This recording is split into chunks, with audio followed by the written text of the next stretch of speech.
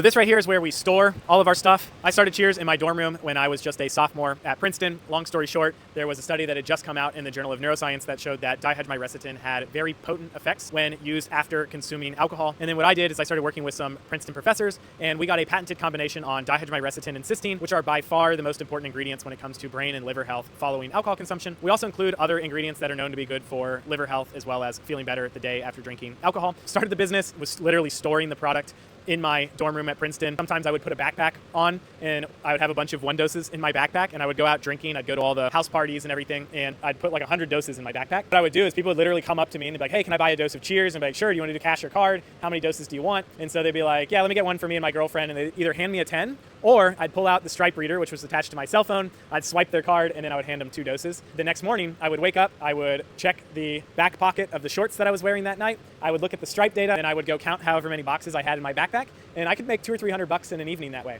Obviously, the business has grown quite substantially. Now we sell a dose per second rather than 30, 40 doses in an evening. We have a big warehouse. I'm not storing this in a dorm room anymore. I'm 32. I have kids. But I think one of the craziest things about Cheers is, when we started the business, I thought it was going to be very popular among college kids. Now, if you actually go look at our customer demographic profile, what you'll find is that 80% of our customers have a household income of over $100,000. 96% of our customers are over the age of 25. 80% of our customers are married, and most of them have kids. And the truth is that as you get older, less and less alcohol makes you feel worse and worse the next day. Also, as you get older, you make more money, so why wouldn't you pay $3 to feel like you had half as many drinks the next morning or your money back? And your time is just more precious and valuable. Time is money, and so it just makes sense that if you're someone who drinks alcohol, even if you drink responsibly, it makes sense to take Cheers so that you're ready to tackle the day.